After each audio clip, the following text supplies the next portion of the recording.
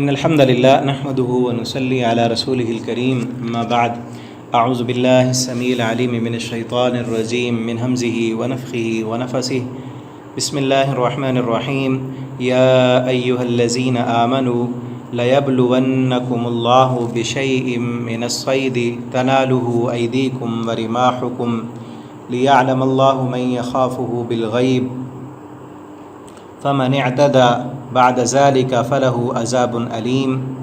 تفسیر القرآن کے سبق میں آج انشاءاللہ سورۃ المائدہ رکوع نمبر 13 پڑھیں گے ہم۔ پہلے اس کا لفظی ترجمہ ہم پڑھتے ہیں، پھر انشاءاللہ اس کی تفسیر پڑھیں گے۔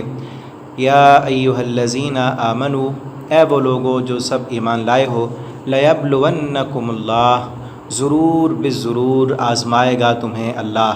یہاں پر لام بھی تاکید کا ہے اور نون ثقیلہ بھی تاکید کا ہے، ضرور ضرور تمہیں اللہ آزمائے گا۔ بشیء، کسی چیز سے، من الصید، شکار میں سے، تنالہ، کہ پا سکیں گے اسے، ایدیکم، تمہارے ہاتھ، ورماحکم، اور تمہارے نیزے۔ کیوں آزمائے گا اللہ؟ لیعلم اللہ، تاکہ معلوم کرے اللہ، من یخافہ، کہ کون ڈرتا ہے اس سے، بالغیب، غیب سے، غیب میں، تنہائیوں میں اللہ سے ڈرنے والا کون ہے۔ اللہ تعالیٰ یہ دیکھنے کے لیے، یہ جاننے کے لیے تمہیں ضرور آزمائیں گے کہ تم میں سے اللہ سے ڈرنے والا کون ہے۔ فمن اعتدی، بس جو اعتدا، زیادتی کرے، بعد ذالک، اس کے بعد، کس کے بعد؟ ان احکامات کے آ جانے کے بعد، فلہ، تو اس کے لیے، عذاب علیم، دردناک عذاب ہے۔ یا ایھا الذین آمنوا، اے وہ لوگو جو سب ایمان لائے ہو، لا تقتلوا، نہ تم سب مار ڈالو، الصید، شکار کو، وانتم، اس حال میں کہ تم، حرم، احرام میں ہو، احرام کی حالت میں ہو، اس وقت تم نے شکار نہیں کرنا۔ ومن، اور جو، قتلہ، مار ڈالے، قتل کر ڈالے، منکم، تم میں سے، متعمدن، جان بوجھ کر شکار کو قتل کر ڈالے، کوئی شکار کر لے، فجزاؤہ، تو بدلہ دینا ہے، مثل، اس جیسا، ما قتل، جو اس نے مارا، من النعم، چوپائیوں میں سے، جانوروں میں سے، اس جیسا جانور اب بطور فدیہ کے ادا کرنا ہے۔ یحکم، فیصلہ کریں گے، بھی، اس کا، اس جانور کا، ذوا عدل، دو عدل والے، منکم، تم میں سے، ہدین، وہ جانور کیا کرنا ہے؟ ہدین، قربانی ہے، بالغا، جو پہنچنے والی ہے، الکعبہ، کعبہ کو، کہ شکار بھی وہاں کیا تھا، حدود حرم میں شکار کرنا وہاں حرام ہے نا، اور جب محرم احرام باندھ کے جا رہا ہو حج کے لیے تو اس وقت بھی شکار کرنا حرام ہے۔ تو ہدی بھی جو شکار کر لیا اگر کسی نے، تو اس نے جو جانور اب فدیہ دینا ہے وہ بھی کعبہ کی طرف بھیجے گا۔ او کفارہ، یا اس کا کفارہ جو ہے، طعام، کھانا کھلانا ہے، مساکین، مسکینوں کو، او عدل ذالک، یا اس کے برابر، صیامن، روزے رکھنا ہے، لیذوق، تاکہ وہ چکھے، وبال امری، اپنے کیے کی سزا، عفا اللہ، معاف کر دیا اللہ تعالیٰ نے، عما سلف، جو پہلے گزر چکا، ومن عاد، اور جو بندہ دوبارہ کرے گا، پھر لوٹے گا، بار بار گناہ کرے گا، فینتقم اللہ منہ، تو ضرور انتقام لے گا اس سے اللہ، واللہ عزیز ذو انتقام، اور اللہ غالب ہے اور انتقام لینے والا ہے۔ اللہ غالب ہے، مت سمجھنا اللہ کی ڈھیلی رسی کو کہ یہ ہمارے لیے مہلت جو ہے، اس کو کہیں یہ مت سمجھ لینا کہ اللہ رب العالمین پکڑ نہیں سکتے۔ اللہ کی جب پکڑ آتی ہے تو بہت شدید اللہ تعالیٰ پکڑنے والے ہیں۔ احل لکم، حلال کیا گیا، لکم، تمہارے لیے، صید البحر، سمندر کا شکار، احرام کی حالت میں سمندر کا شکار تمہارے لیے حلال کر دیا گیا، وطعامہ، اور اس کا کھانا، متاعن، فائدہ مند ہے، لکم، تمہارے لیے، وللسیارہ، اور مسافروں کے لیے بھی، وحرم، اور حرام کیا گیا، علیکم، تم پر، صید البر، خشکی کا شکار، ما دمتم حرما، جب تک تم رہو احرام کی حالت میں، واتقوا اللہ، اور تم سب ڈرتے رہو اللہ تعالیٰ سے، الذی، جو کہ الیہ، اسی کی طرف، تحشرون، تم سب اکٹھے کیے جاؤ گے۔ جعل اللہ الکعبۃ البیت الحرام، بنایا ہے اللہ تعالیٰ نے کعبہ کو گھر حرام، حرمت والا، قیاماً، قائم رہنے کا باعث للناس لوگوں کے لیے، والشہر الحرام اور حرمت والے مہینوں کو، والہدی اور قربانی کو، والقلائد اور پٹے والے جانوروں کو، ذالک یہ اس لیے، لتعلموا تاکہ تم سب جان لو، ان اللہ کہ بے شک اللہ تعالی، یعلم جانتا ہے، ما فی السماوات جو کچھ آسمانوں میں ہے، وما فی الارض اور جو کچھ زمین میں ہے، وان اللہ اور بے شک اللہ تعالی بکل شیء علیم ہر چیز کو خوب جاننے والا ہے۔ اعلموا تم سب جان لو، ان اللہ شدید العقاب بے شک اللہ سخت سزا دینے والا ہے، سخت عذاب دینے والا ہے، وان اللہ غفور الرحیم اور اگر معافیاں مانگو گے تو وہ خوب بخشنے والا اور بہت بڑا مہربان ہے۔ ما علی الرسول الا البلاغ نہیں ہے رسول کے ذمے مگر پہنچا دینا، واللہ یعلم اور اللہ تعالیٰ جانتا ہے، ما تبدون وما تکتمون جو تم سب ظاہر کرتے ہو اور جو تم اپنے سینوں میں چھپاتے ہو۔ قل لا یستوی الخبیث آپ کہہ دو کہ نہیں ہے برابر ناپاک اور پاک، خبیث گندی چیز اور پاک چیز برابر نہیں ہو سکتی۔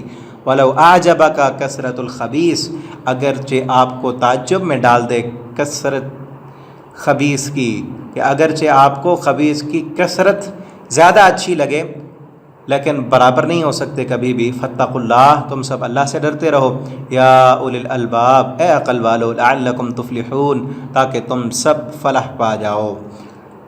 یہاں تک یہ رکوع کمپلیٹ ہوا۔ ابھی اس کی تفسیر ہم دیکھتے ہیں۔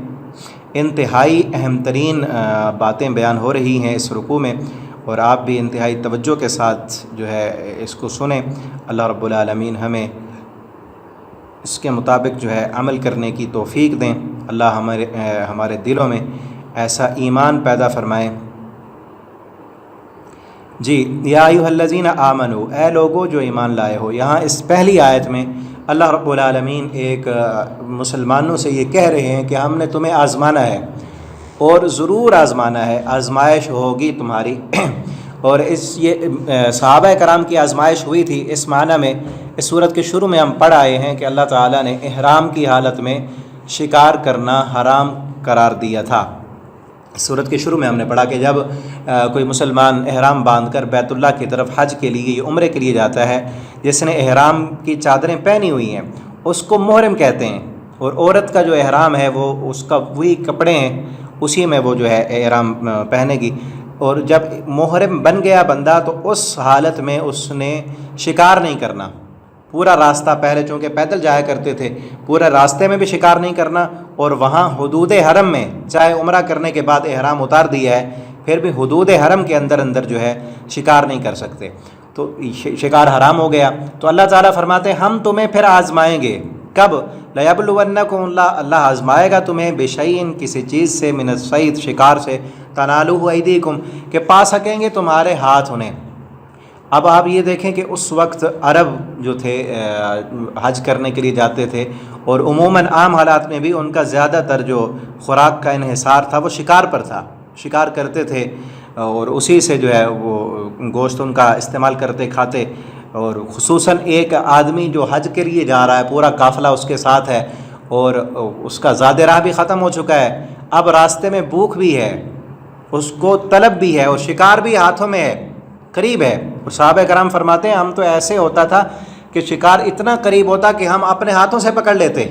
ایک تو ہے نا دور بھاگنا کسی کے پیچھے، اس کو تیر مارنا، نیزہ مارنا، نشانہ کرنا، پھر شکار پکڑنا، یہ اتنا اللہ تعالیٰ کی طرف سے ایک آزمائش تھی کہ شکار ہاتھوں میں ہے، اور ایک چیز کی ضرورت بھی ہے، بھوک بھی ہے، اور مسافر بھی ہیں، پتہ نہیں کب جا کے آگے پہنچیں گے اور ہمیں کب جو ہے وہ زاد راہ ملے گا، لیکن اللہ تعالیٰ نے حرام کر دیا ہے تو حرام ہے۔ بالکل اسی طرح جیسے پیچھے ہم پڑھائے ہیں نا، اللہ تعالیٰ نے یہودیوں کے لیے ہفتے والے دن مچھلی کا شکار جو ہے وہ حرام قرار دیا تھا، اور ان کے لیے یہ آزمائش تھی کہ ہفتے والے دن مچھلیاں جو ہے وہ ان کے ہاتھوں میں آ جاتی، لیکن انہوں نے اس سے نہ رکے، امتحان میں وہ فیل ہو گئے، انہوں نے آگے سے نالیاں بنا کر، بہانہ کر کے، تعویل کر کے جو ہے ایک تالابوں میں مچھلیاں اکٹھی کر لیں، اگلے دن پھر شکار کر کے انہیں پکڑ کر بیچ دیا۔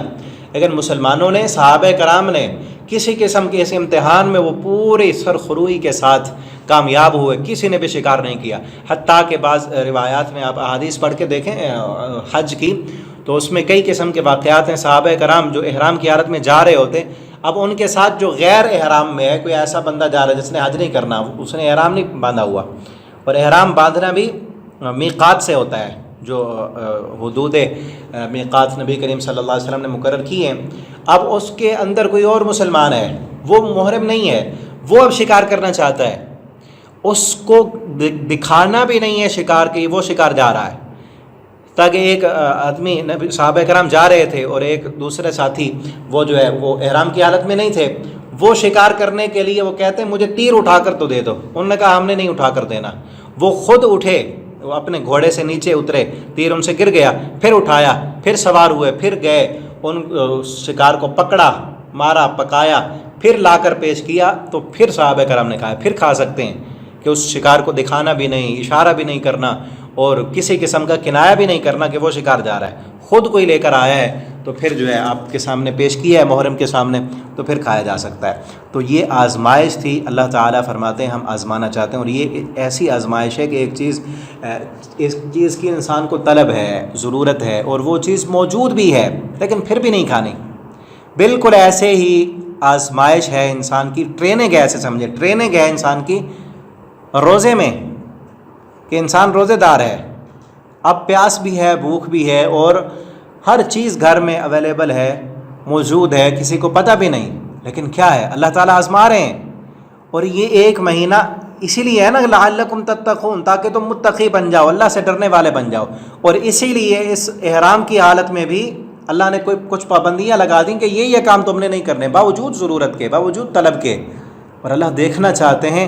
آگے آیا نا دیکھیں، وَرِبَاحُكُمْ تمہارے نیزوں تک وہ شکار جو ہے پہنچے گا، لِيَعْلَمَ اللَّهُ مَن يَخَافُ بِالْغَيْبِ، اللہ یہ دیکھنا چاہتا ہے کہ اس سے غیب میں ڈرنے والا کون ہے، جو بندہ اس سے غیب میں ڈر گیا، وَلِمَنْ خَافَ مَقَامَ رَبِّهِ جَنَّتَانِ، جو اللہ سے ڈر گیا اس کے لیے جنتیں ہیں، جو غیب میں اللہ رب العالمین سے ڈر گیا اسی کے لیے جنت ہے، اسی کے لیے بخشش ہے۔ اور آج اس دور میں میں یہاں پر کہا کرتا ہوں، خصوصاً طالب علموں کو پڑھاتے ہوئے، اب تو تفسیر پڑھ رہے ہیں نا ہم آن لائن، جامعہ میں جب ہم پڑھتے ہیں تو خصوصاً میں اپنے شاگردوں سے، طالب علموں سے کہتا ہوں کہ ہماری اس دور میں اس آیت کے مطابق سب سے بڑی جو آزمائش ہے، یہ جو ہاتھوں میں ہم نے پکڑا ہے نا نیٹ والا موبائل، یہ سب سے بڑی آزمائش ہاتھ میں ہے نا۔ اللہ فرماتے ہیں ایسا شکار تمہارے ہاتھ میں ہوگا، بھوکے بھی ہوگے، ضرورت بھی ہوگی۔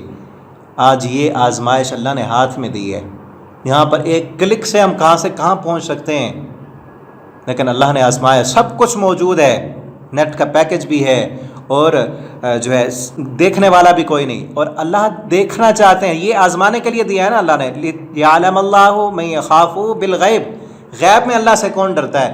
باپ کے سامنے ایسے مناظر نہیں دیکھتا، ماں کے سامنے نہیں دیکھتا، استاد کے سامنے نہیں دیکھتا، ان سے ڈرتا ہے، اور جب کوئی نہ ہو تنہائیوں میں، بند کمروں میں، اس وقت پھر ہماری تنہائیاں کیسی ہوتی ہیں، اپنا جائزہ لیں اور دیکھیں۔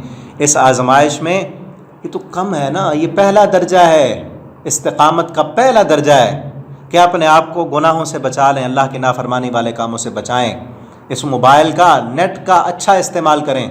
جس طرح آپ تفسیر پڑھ رہے ہیں، اللہ رب العالمین کا بہت بڑا احسان ہے کہ آپ نے اس موبائل کو قرآن پڑھنے میں، تفسیر پڑھنے کے لیے استعمال کیا ہے، اور اللہ سے دعا کرتے رہیں کہ اللہ تعالی ہمیں اس نیٹ کے فتنوں سے، فحاشی اور جاننے کے فتنوں سے محفوظ رکھے، ٹھیک ہے نا، اور ان سے بچیں۔ جو بھی چیز ایسی آئے، خصوصاً یہی آیت ذہن میں آئے، اللہ نے آزمانے کے لیے سب کچھ رکھا ہے، ان چیزوں کو ہم نے کیا چیز دیکھنی ہے، کیا نہیں دیکھنی، کون سی ویب سائٹ پہ جانا ہے، کون سی پہ نہیں جانا، یہ ہر وقت اپنے ذہن میں رکھیں۔ ہم بے حیائی کے مناظر تو نہیں دیکھ رہے، وہ ایسی چیزیں جو ہم اپنے بڑوں کے سامنے نہیں دیکھ سکتے، وہ اللہ کے سامنے دیکھ رہے ہیں، ٹھیک ہے نا، اور پھر اللہ تعالیٰ سے معافیاں مانگیں، جو ہو گئی خطائیں، کمیاں، ان پر اللہ سے معافی مانگیں، اور آئندہ سے اللہ رب العالمین سے یہ دعا بھی کریں کہ اللہ رب العالمین اللہ ہماری آنکھوں کی حفاظت فرمائے، اللہ ہمارے کانوں کی حفاظت فرمائے، اللہ ہمارے ایمان کی حفاظت فرمائے، ٹھیک ہے نا۔ اور جو نہیں ڈرتا نا رب سے، جس کی تنہائیاں گندی ہیں، ناپاک ہیں، نیٹ پر فحاشی اور یعنی دیکھتا ہے، اس کی عبادتیں پھر ضائع ہو جائیں گی، رائے گاں ہو جائیں گی۔ اللہ تعالی ہمیں اپنی تنہائیوں کو پاک کرنے کی توفیق عطا فرما دیں، ٹھیک ہے نا۔ یہ بہت بڑی آزمائش ہے، لیعلم اللہ من یخاف بالغیب۔ اب وہ تو نہیں ہے نا، چاہے حج پہ جائیں، ہم عمرے پہ جائیں، اس وقت شکار کی بھی ضرورت نہیں ہے، نہ ہی اب کوئی اس طرح کے ضرورت کے تحت شکار کرتا ہے، کوئی کرے بھی صحیح تو شوقیہ طور پر کرتا ہے، وہ تو آزمائش تو نہ ہوئی۔ یہ اس وقت بہت بڑی آزمائش ہے کہ ہر بندے کے ہاتھ میں نیٹ موجود ہے، نیٹ والا موبائل موجود ہے، اور پھر اس وقت تو کوئی ہمارے اوپر وہ سیکورٹی کر ہی نہیں سکتا، جتنی مرضی کوشش کر لے۔ ایسے جو ہے نا ایپس موجود ہیں، ایسی چیزیں موجود ہیں کہ کوئی ہمیں چیک کر ہی نہیں سکتا۔ جب تک اللہ کا ڈر دل میں نہ ہو بندہ نہیں بچ سکتا۔ اور یہی چیز اپنے بچوں کے دل میں پیدا کریں۔ آپ نے اگر اپنے بچوں کو سہولتیں دی ہوئی ہیں نا، گھر میں نیٹ لگوایا ہوا ہے، تو اپنے بچوں کو چیک بھی کریں، دیکھیں بھی صحیح، لیکن سب سے بڑی جو چیز ہے اپنے بچے کے دل میں اگر یہ چیز پیدا کر دی کہ کوئی نہیں دیکھ رہا تو اللہ تو دیکھ رہا ہے نا، اللہ دیکھ رہا ہے، پھر لاک لگانے کی ضرورت نہیں پڑے گی، ٹھیک ہے نا۔ پھر اچانک سے چیک کرنے کی ضرورت نہیں ہوگی، جب یہ آ گیا ہمارے دلوں میں کہ اللہ تعالیٰ دیکھ رہے ہیں، ہمیشہ دیکھ رہے ہیں۔ اور یہی آیت جو ہے آخر میں اسی طرح کی، اسی رکوع کے آخر میں پھر آگے آ رہی ہے، کچھ احکامات بیان کرنے کے بعد پھر اللہ تعالیٰ نے کہا ہے فَمَنِ اعْتَدَىٰ، جو بندہ حد سے گزرے گا، کہ اللہ تعالیٰ نے یہ احکامات بیان کر دیے کہ احرام کی حالت میں شکار نہیں کرنا، اللہ نے آزمانے کے لیے تمہیں دیا ہے، جو حد سے بڑھ جائے گا فَلَهُ عَذَابٌ عَلِيمٌ، اس کے لیے دردناک عذاب ہے۔ اور آج بھی آزمائشیں یہ امتحان میں ڈال کر جو اللہ کی حدوں کو پھلانگ جائے، حرام کاری میں پڑ جائے، نیٹ پر فحاشی عریانی دیکھے اور غلط قسم کے تعلقات بنائے، غلط روابط، گندگی، بے حیائی، فحاشی عریانی میں پڑ جائے، تو پھر وہ جان لے بعد ذالک فلہ عذاب علیم، اس کے لیے دردناک عذاب ہے۔ دنیا میں بھی تباہی اور بربادی اس کا مقدر بنے گی، جو نیٹ کی فحاشی میں پڑھ کر زنا میں، شراب میں، بے حیائیوں میں، غلط تعلقات میں پڑ گیا، دنیا بھی برباد ہو جائے گی اور آخرت بھی برباد ہوگی۔ یا ایھا الذین آمنوا، مزید آیا، اب میں نے شروع میں بتایا تھا نا، اس صورت میں یا ایھا الذین آمنوا بار بار کہا گیا ہے، اور مسلمانوں کو کئی احکامات مومنوں کو بتائے گئے۔ یا ایھا الذین آمنوا لا تقتلوا الصید، اے ایمان والو شکار نہیں کرنا۔ صید شکار کو کہتے ہیں، ایسا جانور جو حلال بھی ہو اور جنگل میں رہنے والا، جس طرح پرندے ہیں اور ہرن ہے، ٹھیک ہے نا، اس طرح کے جانور جن کو شکار کیا جاتا ہے خصوصاً، تو یہ جانور جو ہے ان کو لا تقتلوا، نہ تم مارو شکار کو، وانتم حرم، اس حال میں کہ تم احرام میں ہو۔ اور جو بندہ قتل کر لے جان بوجھ کر، متعمدن جان بوجھ کر، کسی نے مار لیا شکار، اب وہ کیا کرے؟ فجزاؤہ، جان بوجھ کر لیا تو پھر اس کا بدلہ یہ ہے مثل ما قتل من النعام، کہ جیسا جانور اس نے قتل کیا ہے اس کے برابر کا جانور وہ دے۔ اب ہرن مارا ہے، اس کے بدلے اتنی جسامت کا جانور بکرا ہے، تو وہ جو ہے فدیے کے طور پر دے، کفارہ اس کا ہو جائے گا۔ اور اس کا فیصلہ کون کرے گا کہ کیسا جانور اس نے کون سا مارا تھا اور اس کے بدلے میں یہ جانور چل جائے گا یا نہیں؟ دو عدل والے بندے اس کا فیصلہ کریں گے۔ ہدین، اور اس کو کیا کرنا ہے؟ اس جانور کو اللہ کے گھر کی طرف بھیج دینا ہے، بالغ الکعبہ، جو کعبہ کی طرف پہنچ جائے گا۔ او کفارتن، یا پھر یہ ہے کہ وہ طعام مساکین، 2 مسکینوں کو کھانا کھلائے۔ او عدل ذالک، یا اس کے برابر سیامن، وہ روزے رکھے، لیذوقا، تاکہ وہ اپنے کیے کی سزا اسے مل جائے۔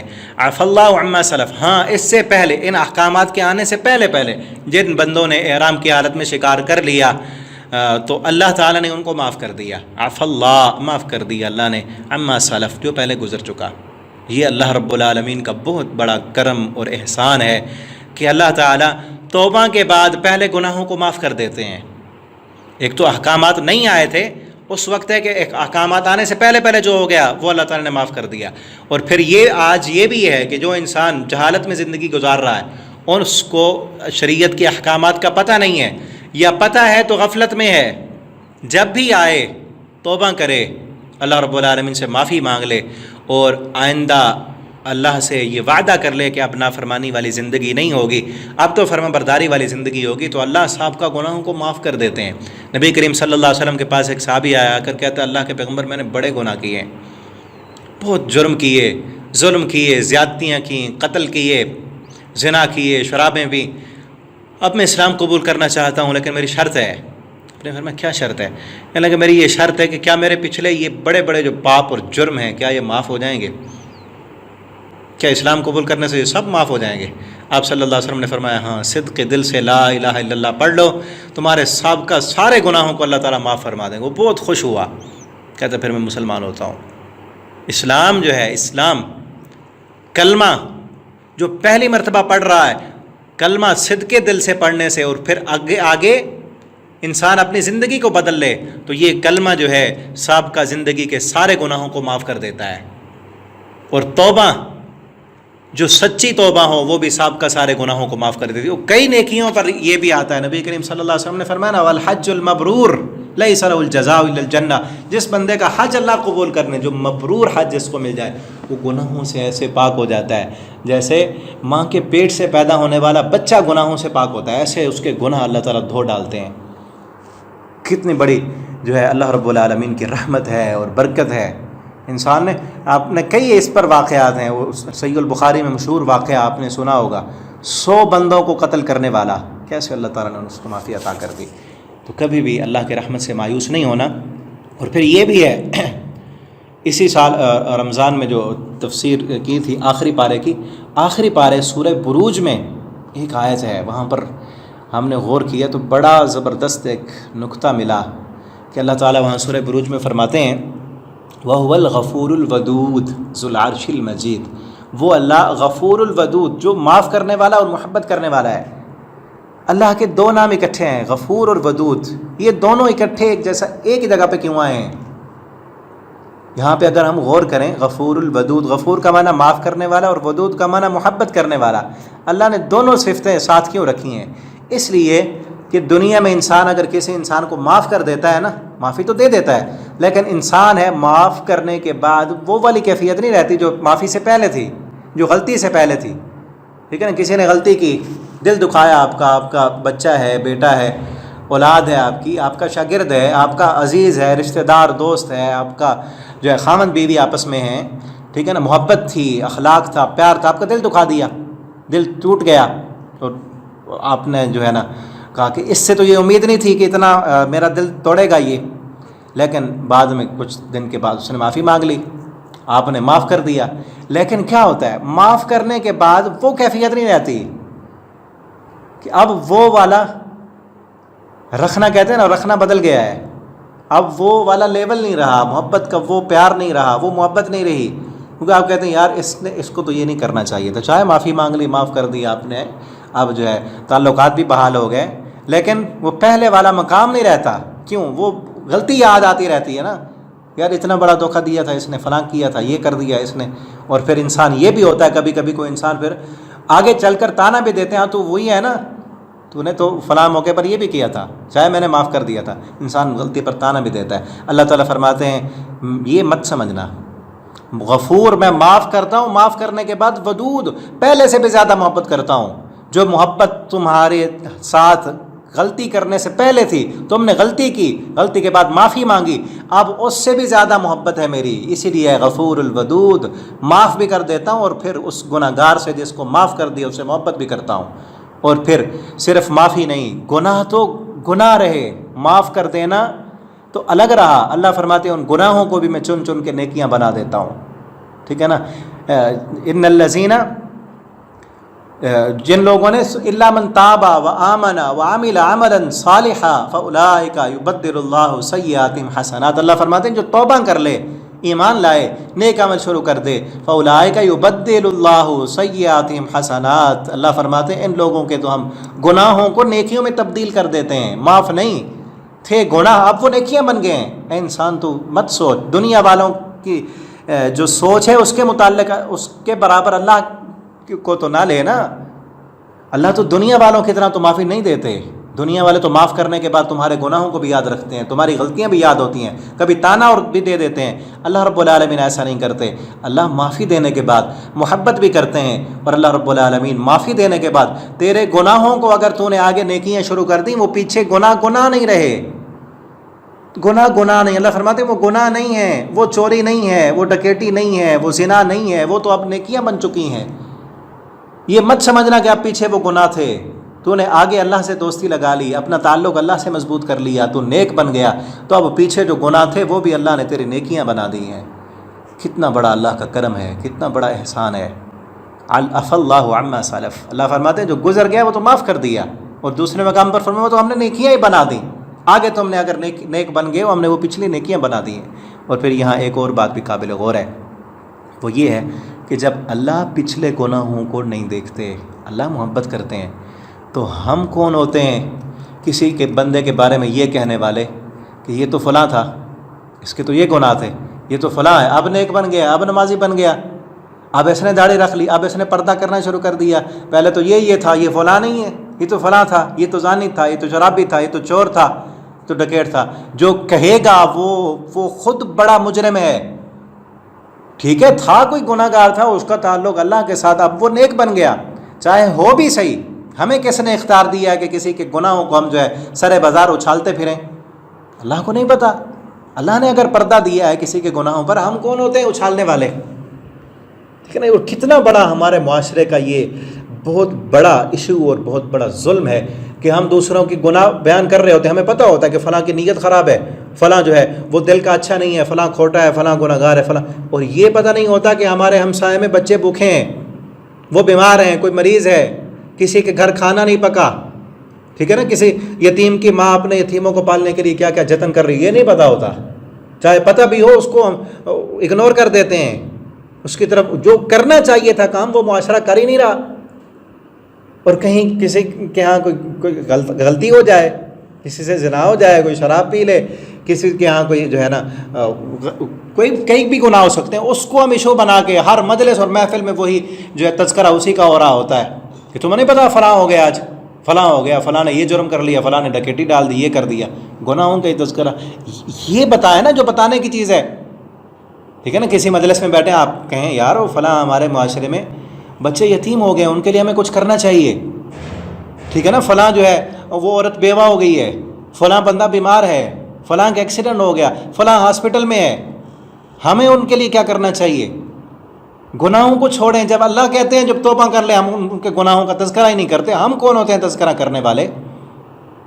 ٹھیک ہے نا؟ جو نیک بن گیا، جو اللہ کہتے ہیں جو میرے در پہ آ گیا، جو اب مسجد میں آ گیا، جس نے توبہ کر لی، اللہ فرماتے ہیں ہم پچھلی زندگی نہیں دیکھتے۔ اور خصوصاً جو مسجد میں بیٹھے ہوتے ہیں نا، ان کو بھی کوئی آ جائے نا ایسا، ایسے دیکھتے ہیں یہ تو شراب پینے والا ہے، اس کا مسجد میں کیا کام ہے؟ ابھی اللہ کا بندہ آ گیا ہے تو اس کو پیار دو، محبت دو۔ ٹھیک ہے نا؟ اور اگر توبہ کر لے گا تو اللہ اس کی سابقہ زندگی کو نہیں دیکھتے۔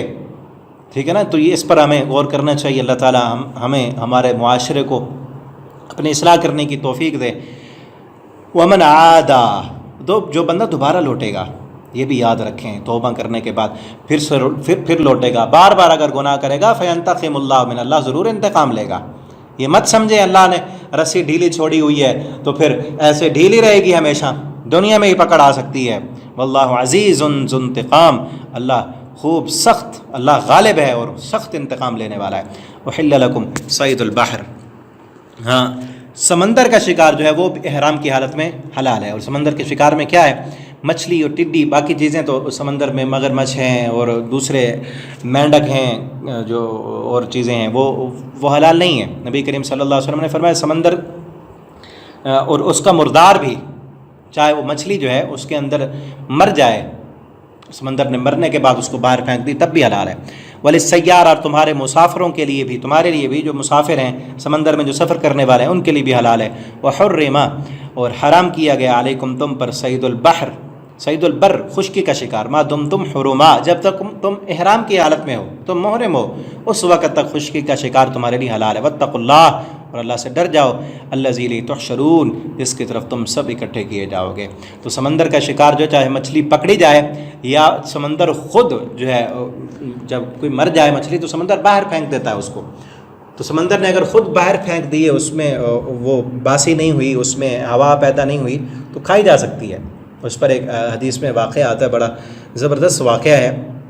حضرت جابر بن عبداللہ رضی اللہ تعالیٰ عنہ بیان کرتے ہیں، نبی صلی اللہ علیہ وسلم نے ایک لشکر بھیجا بہت دور سمندر کے کنارے پر کافروں سے لڑنے کے لیے، تو کئی دن وہ کہتے ہیں ہم وہاں رہے، اور راستے میں ہمارا زاد راہ جو ہے وہ ختم ہو گیا، اور لشکر کے امیر تھے حضرت ابو عبیدہ بن جراح رضی اللہ تعالیٰ عنہ لشکر کے امیر تھے.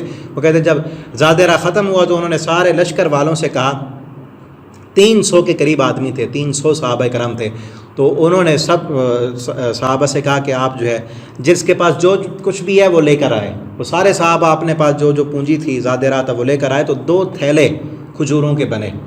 تو امیر جو تھے وہ ہر روز تھوڑا تھوڑا کھجوریں جو سب کو دے دیتے تھے. تو راوی نے پوچھا شاگرد نے کہ کتنی کھجوریں دیتے تھے؟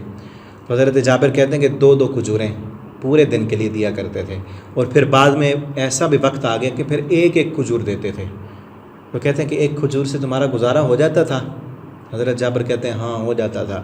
اور پھر ہمیں جب وہ 1 کھجور بھی نہیں رہی، ہمیں اس 1 کھجور کی قیمت کا اندازہ تب ہوا تھا.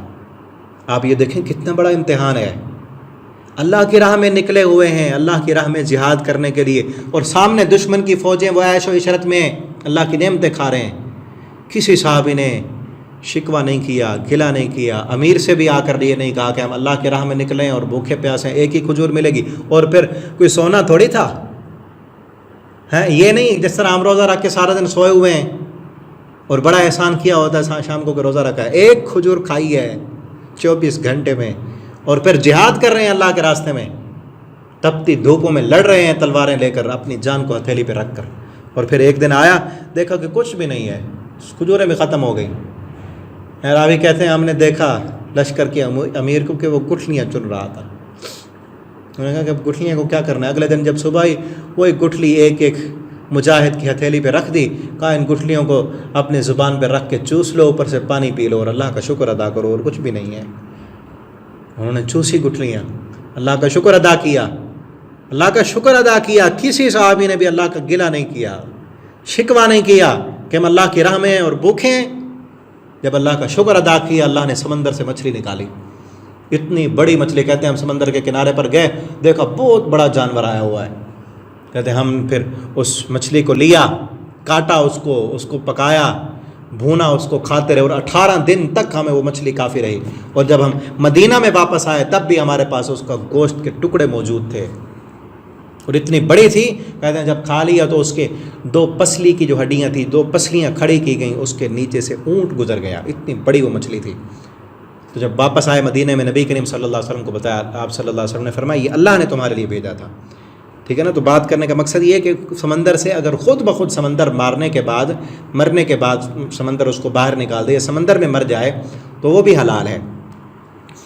ما دمتم حرما واتقوا اللہ، اللہ سے ڈرتے رہو، الیہ تحشرون، جس کی طرف تم نے لوٹ کر جانا ہے. جعل اللہ الکعبۃ البیت الحرام، اللہ نے کعبہ کو حرمت والا گھر بنایا ہے کہ یہ حرمت والا گھر ہے. اس کی جو حدود ہیں اس کے اندر شکار تم نہیں کر سکتے، کسی شکار کو باہر بھگا نہیں سکتے، اور اپنے دشمن کو بھی وہاں نہیں پکڑنا. اور عرب، بلکہ دور جاہلیت میں بھی عرب اتنا احترام کرتے تھے حدود حرم کا کہ اگر باپ کا قاتل بھی حدود حرم میں مل گیا ہے تو اسے کچھ نہیں کہا کرتے تھے. کچھ نہیں کہنا. امن کی جگہ ہے، سکون کی جگہ ہے، اطمینان کی جگہ ہے. قیام للناس، قائم رہنے کا باعث ہے لوگوں کے لیے. قیام للناس کے کئی معنی کیے ہیں مفسرین نے. ایک قیام للناس کا معنی یہ ہے کہ لوگ کھڑے ہوتے ہیں، قیام کرتے ہیں نماز میں، جس طرح ہم قیام کرتے ہیں اسی کی طرف منہ کر کے، اور وہاں مسجد حرام میں بھی جا کر لوگ قیام کرتے ہیں. اور دوسرا معنی اس کا یہ ہے کہ یہ قائم، لوگوں کے قائم رکھنے کا ذریعہ ہے کہ یہ کعبہ قائم ہے تو پوری دنیا کے انسان قائم ہیں، پوری دنیا قائم ہے. اور جب یہ کعبہ نہیں رہے گا پوری دنیا نہیں رہے گی، دنیا ختم ہو جائے گی. ٹھیک ہے نا. اور نبی کریم صلی اللہ علیہ وسلم نے فرمایا، صحیح البخاری کی حدیث ہے، آپ نے فرمایا بڑے بڑے آئیں گے، بڑی بڑی قوتیں اور طاقتیں کعبہ کو مٹانے کے لیے آئیں گے، کوئی نہیں مٹا سکے گا.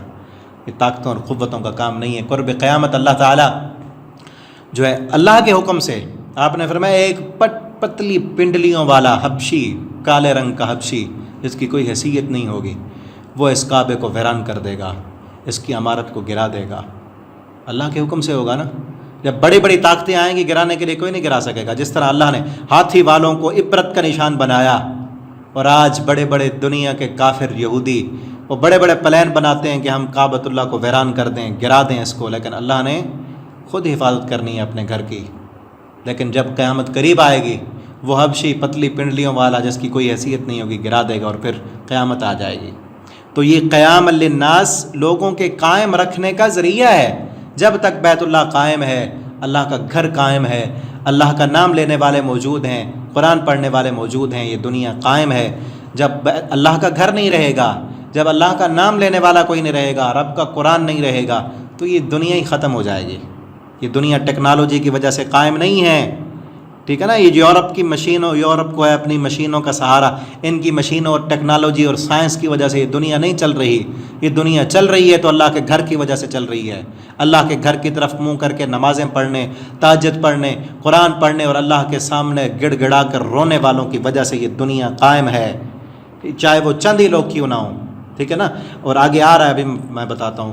انہی چند ہی لوگوں کی وجہ سے دنیا قائم ہے. جب یہ نہیں رہیں گے، بیت اللہ نہیں رہے گا، دنیا مٹ جائے گی. وَلَلشَّهْرِ الْحَرَامِ اور حرمت والے مہینے بھی، یہ بھی اللہ تعالیٰ کی نشانی ہے. وَلَلْهَدِي ہدی کہتے ہیں اس جانور کو جس کو اللہ کے گھر کی طرف بھیجا جائے اور وہاں جو ہے اس کو قربان کیا جائے. وَالْقَلَائِدُ اور پٹے والے جانور، ان جانوروں کے گلوں میں پٹا ڈال دیتے ہیں اور نشانی ہوتی تھی کہ یہ اللہ کے گھر کی طرف جانے والا ہے، ٹھیک ہے نا. اور جانوروں کے گلوں میں تو ہے، لیکن انسان بھی اپنے گلے میں کوئی ہار ڈال لے تو یہ سنت سے ثابت نہیں ہے. ہمارے ہاں دیکھا جاتا ہے عموماً حج پہ جانے کے لیے وہ ہار پہنے ہوتے ہیں پھولوں کے، اور یہ سنت میں نہیں ہے. اور یہ جو ہے ریا میں بھی آ جاتا ہے، ٹھیک ہے نا. جان مہینہ پہلے جو ہے وہ مشہوری کر رہے ہیں، بتا رہے ہیں سب کو، دعوتیں ہو رہی ہیں. کیا ہے یار؟ ٹھیک ہے آپ جو ہے رشتہ داروں کو بلانا چاہتے ہیں، خوشی ہے، لیکن اس میں اللہ کی رضا کے لیے ہو، سب کچھ اللہ کی رضا کے لیے، چھپ کر نیکیاں کریں، ٹھیک ہے نا. اللہ تعالی ہم سب کو بار بار اپنے گھر کا طواف، حج اور عمرہ کرنے کی توفیق دے. ذالک لتعلموا، یہ سب کیوں ہے؟ کیوں احرام کی حالت میں تم نے شکار نہیں کرنا؟ کیوں بیت اللہ حدود حرم میں تم نے شکار کو بھگانا نہیں، اور وہاں کی درخت کی ٹہنی کو نہیں توڑنا، کسی شکار کو نہیں کرنا، کسی جو ہے اپنے دشمن کو بھی وہاں نہیں پکڑنا، امن سکون اور اطمینان کے ساتھ رہنا ہے، کسی کو کوئی تکلیف نہیں پہنچانی، ٹھیک ہے نا. اور حرمت والے مہینے میں ان میں بھی لڑائی نہیں کرنی. یہ کس لیے ہے؟ کیونکہ یہ اللہ رب العالمین کے شاعر ہیں، اللہ کی نشانیاں ہیں، عبادت کی نشان ہیں. اس لیے لتعلموا، تاکہ ان کو دیکھ کر تم جان لو، ان اللہ یعلم، کہ اللہ تعالیٰ سب کچھ کو جاننے والا ہے. ما فی السماوات، جو کچھ آسمانوں میں ہے اور جو کچھ زمین میں، اللہ سب کو جاننے والا ہے. وان اللہ بکل شیء علیم، اور اللہ کو ہر چیز کی خوب خبر ہے. شروع میں بھی یہی تھا نا، لیعلم اللہ من یخافہ بالغیب، اللہ یہ جاننا چاہتا ہے کہ اس سے غیب میں کون ڈرنے والا ہے. اور یہاں بھی یہی ہے، یعلم. یہ ساری چیزیں، سارے شریعت کے احکامات اللہ نے اسی لیے لاگو کیے ہیں، پابندیاں اسی لیے لگائی ہیں تاکہ تمہارے دلوں میں یہ چیز آ جائے، اللہ سب کچھ کو جاننے والا ہے. چاہے کوئی چیز آسمان کی بلندیوں میں ہو، فضاؤں میں ہو، یا زمین کی جو ہے تہوں میں چھپی ہوئی ہو، اللہ سب کچھ کو جاننے والا ہے. اور وہ قیامت کے دن سب چیز سامنے لا کر رکھ دے گا، جو رب ساری چیزوں کو جاننے والا ہے. ایک دعا میں ہے نا، صحابی دعا کر رہے تھے، بڑی لمبی دعا ہے، بڑی پیاری دعا ہے، ٹھیک ہے نا. یعلم، اس میں لفظ ہے یعلم مساقیر الجبال ومکائل البحار وعدد قطر الامطار وعدد ورق الاشجار وعدد ما اظلم علیہ اللیل واشرق علیہ النہار. صحابی نے دعا کی اور اللہ کی تعریفیں کی کہ اے وہ ذات یعلم مساقیل الجبال، کہ جو پہاڑوں کے وزن کو جاننے والی ہے، وعدد قطر الامطار، اور ان سمندر میں پانیوں کے کتنے قطرے ہیں ان کے قطروں کو جاننے والی ذات ہے. وعدد قطر الامطار وعدد ورق الاشجار، اور وہ ذات کہ جو درختوں پہ لگے ہوئے پتوں کو گن سکتی ہے، اور معلوم ہے کہ کتنے پتے خشک ہیں، کتنے سبز ہیں، کتنے گرنے والے ہیں، اور جب سے درخت لگا ہے اس پر کتنے پتے لگ کر کتنے گر چکے ہیں، وہ رب جانتا ہے. اور کتنے اربوں کھربوں درخت ہیں اس زمین پر، ہر درخت کے ہر پتے کو وہ گن رہا ہے، اور جو پتا زمین پر گرتا ہے، گرتے ہوئے کتنی کروٹیں لے رہا ہے اس رب کو پتہ ہے.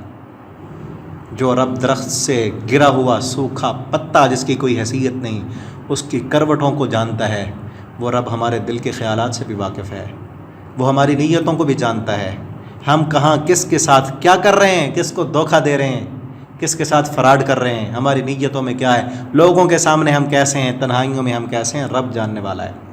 اور یہ ساری عبادت کی نشانیاں اور علامات اللہ نے اس لیے رکھے ہیں لتعلموا، تاکہ تم جان لو ان اللہ یعلم، اللہ سب کچھ کو جاننے والا ہے. یہی چیز، یہی مقصد ہے، یہی مقصود شریعت ہے، تاکہ انسان کے دل میں ہمیشہ اللہ کا ڈر آ جائے، اللہ کے ڈر میں وہ اپنی زندگی کو بسر کرے، پھر کیا ہوگا؟ پھر ساری زندگی سنور جائے گی، پھر کسی سے دھوکہ نہیں کرے گا، فرار نہیں کرے گا، اور اللہ رب العالمین کی رضا کے لیے وہ نیکیاں کرنے والا بن جائے گا۔ پھر دکھلاوے کی وہ نیکیاں نہیں کرے گا، دکھلاوے کی نماز نہیں پڑھے گا، دکھلاوے کا حج نہیں کرے گا۔ اسے پتہ ہوگا کہ جس کے لیے کیا ہے وہ رب تو دیکھنے والا ہے نا، وہ رب میرے ایک ایک کام سے واقف ہے۔ وَأَنَّ اللَّهَ بِكُلِّ شَيْءٍ عَلِيمٌ، اور اللہ ہر چیز کو خوب جاننے والا ہے۔ اعلموا، آگے پھر آیا جان لو، ان اللہ شدید العقاب، یہ بھی علم حاصل کرو۔ اعلموا، علم حاصل کرو، اس چیز کا علم حاصل کرنا لازم ہے، فرض ہے۔ کس چیز کا؟ کہ ان اللہ شدید العقاب، اللہ سخت سزا دینے والا ہے۔ اگر دنیا میں اللہ کی نافرمانیاں کرو گے، توبہ نہیں کرو گے، اپنی من مانی کی زندگی بسر کرو گے، اللہ کی لگائی ہوئی پابندیوں کو تم جو ہے اگنور کر دو گے اور اپنی من مانی کی زندگی بسر کرو گے، حلال و حرام کی پرواہ نہیں کرو گے، تو ان اللہ شدید العقاب، اللہ سخت سزا دینے والا ہے۔ وان اللہ غفور الرحیم، ہاں اگر گناہ ہوئے ہیں، تم سے غلطیاں ہوئی ہیں اور اب تمہیں سمجھ آ گئی، درست بن گئے، قرآن پڑھ کے اللہ رب العالمین کی طرف آ گئے، توبہ کر لو گے، اللہ زندگی بھر کے سارے سابقہ گناہوں کو معاف کر دے گا۔ وہ معاف کرنے والا بہت بڑا مہربان ہے۔ ما علی الرسول الا البلاغ، رسول کے ذمہ تو صرف پہنچا دینا ہے۔ رسول اللہ نے بتا دیا یہ پابندیاں ہیں، یہ حرام ہے، یہ حلال ہے، یہ کرنا ہے، یہ نہیں کرنا، یہ جائز ہے، یہ ناجائز ہے، یہ بتا دیا، اور اب پوچھیں گے تم سے ہم قیامت کے دن۔ اور اللہ جانتا ہے ما تبدون، جو تم ظاہر کرتے ہو، جو تم چھپا رہے ہو، لوگوں کے سامنے تم کیسے ہو اور تنہائیاں تمہاری کیسی ہیں، اللہ کو سب پتہ ہے۔ اسی لیے اگر یہ چیز انسان کے دل میں آ جائے پھر اللہ کے سامنے وہ اچھا بنے گا، ٹھیک ہے نا۔ اور یہاں پر یہ چیز لکھ لیں، آپ نوٹ کر لیں کہ ہم نے اللہ کے سامنے اچھا بننا ہے، انسانوں کے سامنے اچھا بننے کی کوشش نہیں کرنی۔ جب ہم اللہ کے سامنے اچھا بننے کی کوشش کریں گے نا، انسانوں کے سامنے خود بخود اچھے بن جائیں گے۔ اللہ انسانوں کے دلوں میں خود ہماری محبت ڈال دے گا، ہماری قدر ڈال دے گا، جب ہم اللہ کے سامنے اچھا بننے کی کوشش کریں گے۔ اور یہ بھی ساتھ لکھ لیں، ہم نے اللہ کے ڈر کی وجہ سے گناہ چھوڑنے ہیں، لوگوں کے ڈر کی وجہ سے نہیں چھوڑنے۔ آج کے سبق کا یہی مقصد ہے، یہی پیغام ہے کہ ہم نے اللہ کے ڈر کی وجہ سے گناہ چھوڑنے ہیں، اور اللہ کو راضی کرنے کے لیے ہم نے اچھا بننا ہے، لوگوں کو راضی کرنے کے لیے اچھا نہیں بننا۔ ہم نے اللہ اور ہمیشہ اپنے ذہن میں یہ چیز رکھنی ہے کہ ہمارا رب ہمیں دیکھ رہا ہے۔ قل لا يستوي الخبيث والطيب، آپ کہہ دیں لا يستوي الخبيث والطيب، پاک اور ناپاک کبھی برابر نہیں ہو سکتے۔ خبیث کہتے ہیں گندی چیز، پلید چیز، حرام چیز، اور طیب کہتے ہیں پاک، عمدہ، صاف ستھری، حلال چیز، ٹھیک ہے نا۔ یہ دونوں برابر نہیں ہو سکتے۔ ایک طرف گندگی کا ڈھیر ہے، گندگی کا ڈھیر لگا ہوا ہے، اور ایک طرف ایک پھول ہے، ایک پھول، ٹھیک ہے نا۔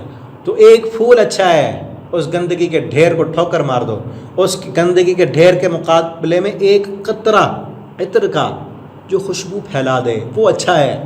وہ گندگی کا ڈھیر تو بدبودار ہے، وہ اچھا نہیں ہے، ٹھیک ہے نا۔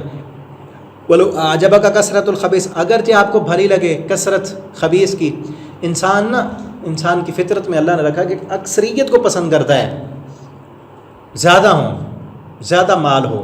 اور یہاں ہم ساری چیزیں دیکھ لیں، ایک طرف مال ہے، مال کی بہتات ہے کثیر تعداد میں، لیکن ہے حرام کا، سود کا مال ہے، رشوت کا مال ہے، ڈاکہ ڈالا ہوا ہے، چوری کی ہوئی ہے، کسی کا حق مارا ہوا ہے، حرام کا مال ہے، اور کثیر تعداد میں ہے ایک بندے کے پاس۔ اس سے بہتر ہے ایک بندہ مفلوق الحال ہے، اس کے پاس چند لقمے ہی ہیں، گزر بسر کا ہی سامان ہے، تو وہ بہتر ہے، ٹھیک ہے نا۔ اور آج کل جو ہے، ابھی کل پرسوں سوشل میڈیا پہ لگا ہوا تھا، کئی عورتیں جو ہے وہ اپنی عزت کو داؤ پہ لگا دیتی ہیں، ایسے لوگوں سے شادیاں کر رہی ہیں جن کے پاس کثیر تعداد میں مال ہے لیکن ہے حرام کا، اور اپنی شہرت کے لیے، ٹھیک ہے نا، ایک ہی دن میں گمنام لڑکی سے ہیروئن بننے کے لیے اور مشہور ہونے کے لیے راتوں رات امیر بننے کے لیے خبیث میں چھلانگ لگا رہی ہیں، خبیث مردوں سے، اور پھر بعد میں پتہ چلتا ہے یہ تو شرابیں پیتا ہے، یہ تو گالیاں دیتا ہے، یہ تو فلاں کرتا ہے، یہ تو ہم پہ ظلم کرتا ہے۔ پہلے نہیں دیکھ سکتے تھے اس کو کہ وہ کیسا ہے، پہلے مشہور ہونے کے چکر میں کہ دنیا میں نام تو بنے گا نا، اور والدین بھی پیسے لے کر اپنی بچیوں کو وہاں دے رہے ہوتے ہیں، برابر کے مجرم ہیں والدین بھی ان کے ساتھ میں، ٹھیک ہے نا۔ اور یہ بہت بڑا بزنس بن چکا ہے اس وقت۔ اور یہ خبیث کی بات آئی نا، آج کل اس وقت اس میڈیا اور نیٹ کے دور میں خصوصاً خواتین اور مرد بھی اس میں انوالو ہیں. بہت بڑے بڑے بزنس جو چل رہے ہیں اس وقت، وہ ایک تو یہ ہے کہ اپنی بچیوں کو نکاح کے نام پر، عمدہ ترین اتنا مقدس ترین رشتہ ہے نکاح کا، اس کو بھی پتہ نہیں کیا کھیل بنایا ہوا ہے. نکاح کے نام پر اپنی بچیوں کو ایسے لوگوں کو دیں گے صرف پیسہ دیکھ کر، جن کے پاس شہرت ہے، نام ہے، پیسہ ہے، اور ہے حرام کا کمایا ہوا، لوٹا ہوا، ملک کا خزانہ لوٹا ہوا، قوم کا پیسہ لوٹا ہوا، یا سود سے کمایا ہوا پیسہ ہے. وہ ایسے لوگوں کو اپنی بیٹیوں کے رشتے دے رہے ہیں تاکہ راتوں رات امیر ہو جائیں اور راتوں رات مشہور ہو جائیں اس کے چکر میں. اور دوسرے نمبر پر یہ جو یونیورسٹیوں کے ہاسٹلوں میں جو نوجوان لڑکیاں رہتی ہیں، وہ اپنا جسم فروش کر کے پیسہ کمانے اور امیر بننے کے چکروں میں اپنی عزتیں بھی لٹا رہی ہیں اور حرام کا مال کما رہی ہیں. اور اس کے بعد جو ہے ہمارے ملک خصوصاً ملک پاکستان میں، باہر اتنا شاید نہ ہو، اپنے گھر کا ماحول دکھا کر، اپنی عزتیں دکھا کر، ٹھیک ہے نا، اور نیم برہنہ کپڑے پہن کر ولاگنگ کے نام پر ویڈیوز بنا کر پیسے کمائے جا رہے ہیں. ڈوب کے مر جانا چاہیے ایسے بندوں کو. اپنی عزتیں دکھا کر، گھر دکھا کر، اپنے بیڈ روم دکھا کر، اپنی بیویاں، بیٹیاں اور بہنیں دکھا کر تم جو ہے پیسے کما رہے ہو، اور پھر بتا رہے ہوتے اتنے پیسے ہم نے کما لیے. اسے ڈوب مرو، بھوکے مر جاتے بہتر تھا. عزتیں لٹا کے پیسے لے رہے ہو. پھر نوجوان بھی شریک ہیں ان کے ساتھ، اور ایک دوسرے کی دیکھا دیکھی میں سارے چلے آ رہے ہیں. ویڈیو بن رہی ہیں اور پھر تو آپ ایسی ایپلیکیشن ہے جس پہ عورتیں آ کر اپنے آپ کو برہنہ کر کے، لائیو کالیں کر کے، پتہ نہیں کیا کچھ کر کے جو ہے وہ پیسے کما رہے ہیں. کل لا یستوی الخبیث والطیب، یہ حرام کے کمائے ہوئے چاہے کروڑوں بھی ہو جائیں، حلال کے 1 روپے کا مقابلہ نہیں کر سکتے. حرام آپ ذہن میں رکھیں، حلال کی کمائی سے کھائے ہوئے بکرے، مرغے اور چرغے، اس سے بہتر ہے تم بھوکے سو جاؤ. ٹھیک ہے نا. حلال کے پیسوں سے تم سوکھی روٹی کھا رہے ہو تو اللہ کا شکر ادا کرو، حلال ہی تو پیٹ میں ڈالا ہے نا، یہ زندگی تو گزر جائے گی. حرام کے بیڈ نہیں چاہیے، حرام کے صوفہ سیٹ نہیں چاہیے جو سود سے ملیں، جو رشوت سے ملیں. اس سے بہتر ہے ننگی زمین فرش پہ سو جاؤ، سکون تو ملے گا نا، اور اللہ جنت بھی دے گا. ہاں ٹھیک ہے، حلال سے کمائیں، جتنا حلال کا آپ اعلیٰ سے اعلیٰ گھر میں رہیں، اعلیٰ سے اعلیٰ سواریوں پر سفر کریں، حلال کیوں، کسی کا حق نہ مارا ہو، جائز طریقے سے کمایا ہو، کوئی مسئلہ نہیں ہے. لیکن حرام میں اس جو ہے دنیا کی محبت میں آ کر انسان یہ نہ دیکھے کہ حلال سے پیسہ آ رہا ہے، حرام سے آ رہا ہے. یہ قیامت کی نشانی ہے. نبی کریم صلی اللہ علیہ وسلم نے فرمایا قرب قیامت آدمی کو یہ کوئی فکر نہیں ہوگی کہ مجھے پیسہ کہاں سے آ رہا ہے، حلال سے مل رہا ہے یا حرام سے مل رہا ہے. اس کو صرف یہی پرواہ ہوگی کہ بس پیسہ آئے، مال آئے. ٹھیک ہے نا. تو کل لا یستوی الخبیث والطیب ولو اعجبک کثرۃ الخبیث. اگرچہ دنیا والوں کو تو بڑے عجیب لگتا ہے نا، دیکھو فلاں کما گیا، فلاں کے پاس اتنے پیسے آ گئے، وہ اتنا دولت مند بن گیا، تو ہمیں بھی کرنا چاہیے. دیکھا دیکھی میں لوگ اور نوجوان جو ہے اسی کام میں لگے جا رہے ہیں. اللہ تعالیٰ ہدایت دے ہمیں، اللہ تعالیٰ سمجھنے کی توفیق دے. اللہ ہمیں، ہمارے ملک کو، قوم کو، ہمارے نوجوانوں کو حلال کمانے والا بنائے، حرام سے بچائے. ٹھیک ہے نا. اور اسی طرح جو ہے ایک طرف ایمان والے ہیں، ایمان والے، مومن، نیک، نمازی، اللہ سے ڈرنے والے، وہ چاہے چند لوگ ہی کیوں نہ ہوں، اس کے مقابلے میں ہزاروں لاکھوں کی تعداد میں وہ لوگ ہیں جو بے دین ہیں، مشرک ہیں، کافر ہیں، اللہ کے باغی، زانی، شرابی ہیں. تو وہ اکثر لوگ تو دیکھیں گے نا، ان کے ساتھ اکثریت ہے. اللہ فرماتے ہیں وہ برابر نہیں ہو سکتے. اسی لیے ہم کہتے ہیں نا یہ جمہوریت اکثریت کا نام ہے، اس لیے یہ جائز نہیں ہے. یہ جمہوریت تو کفر ہے. یہاں کیا ہوتا ہے، ایک طرف 101 بندہ ہے، زانی، شرابی، چور، ڈاکو، لٹیرے، اور ایک طرف 100 ہیں. وہ 100 پروفیسر ہیں، وہ قرآن کے قاری ہیں، وہ علماء ہیں، مفتیان کرام ہیں، ٹھیک ہے نا، وہ ڈاکٹر، انجینئر ہیں، بڑے اعلیٰ ترین ذہنوں والے لوگ ہیں. لیکن دوسری طرف جو زانی، شرابی، چور، ڈاکو ہیں وہ 101 ہیں. اب جمہوریت کیا کہتی ہے کہ حق پر کون ہے؟ جمہوریت تو یہی کہے گی نا کہ جو 101 ہیں وہ حق پر ہیں، اسی لیے کہ ان کے پاس ایک بندہ زیادہ ہے، چاہے وہ 101 کسی کھاتے کی نہیں ہے. اور اسلام کیا کہتا ہے، ایمان کیا کہتا ہے، اور انسان کی فطرت کیا کہتی ہے کہ وہ 101 ان میں سے ایک کا مقابلہ بھی نہیں کر سکتے. جو ایمان والے، جو قرآن والے، جو نماز والے، جو ڈاکٹر، انجینئر، پروفیسر، قرآن کے قاری، اللہ کے دین کے عالم ہیں، ان میں سے ایک بندے کا مقابلہ وہ 100 بندے مل کر نہیں کر سکتے، وہ سارے کے سارے گندگی کے ڈھیر ہیں، بالکل ویسے ہی جیسے میں نے کہا گندگی کا ڈھیر، اس کے مقابلے میں ایک پھول، وہ گندگی کا ڈھیر ایک پھول کا مقابلہ نہیں کر سکتا۔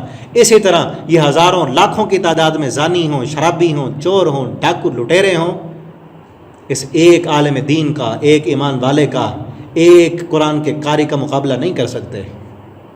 قل لا یستوی الخبیث والطیب۔ اسی طرح مال و دولت کی انبار حلال والے کا مقابلہ نہیں کر سکتے، ٹھیک ہے۔ اسی لیے ہمیں چاہیے کہ ہم حلال کھانے والے کے ساتھ ملیں، ہم اپنے تعلقات رشتے ایمان کی بنیاد پر جوڑیں، کثرت کو مت دیکھیں، اور اسی طرح رشتہ کرتے ہوئے بھی اپنے بیٹوں کے بیٹیوں کے رشتہ کرتے ہوئے یہ دیکھیں، یہ مت دیکھیں کہ دین اس کے پاس دنیا کتنی ہے، یہ دیکھیں کہ کیا دین ہے، دین ہے، ایمان ہے، چاہے دنیا ہو حسن ہو، پھر کوئی مسئلہ نہیں۔ جس کے پاس دین ہے نا، اس کے پاس دنیا دینداری کے ساتھ آئے گی، ایمانداری کے ساتھ آئی ہوگی۔ اس کے پاس دین نہیں ہے، جو اللہ کے ساتھ مخلص نہیں ہے، وہ دنیا والوں کے ساتھ کیا مخلص ہوگا، ٹھیک ہے نا۔ تو اکثریت کو مت دیکھیں، ملو اعجبک کثرت الخبیث فاتقوا اللہ، اللہ فرماتے ہیں اللہ سے ڈر جاؤ، یا اولی الالباب، اے عقل مندو، اے عقل مندو، پاک چیز پلید کے برابر نہیں ہو سکتی، اندھیرا اور روشنی برابر نہیں ہو سکتے، جیسے زمین و آسمان برابر نہیں ہو سکتے، اسی طرح ایمان اور کفر برابر نہیں ہو سکتے۔ چاہے اکثریت تمہیں جو ہے بھلی لگے، لعلکم تفلحون، تاکہ تم کامیاب ہو جاؤ، اسی لیے حلال کو ترجیح دیا کرو، پاکیزہ چیز کو ترجیح دیا کرو، ایمان کو ترجیح دیا کرو۔ اللہ رب العالمین سے دعا ہے اللہ تعالی ہمیں قرآن کو پڑھنے، سمجھنے، اس کے مطابق زندگی بسر کرنے کی توفیق عطا فرمائے۔ آخر دعوانا ان الحمد للہ رب العالمین۔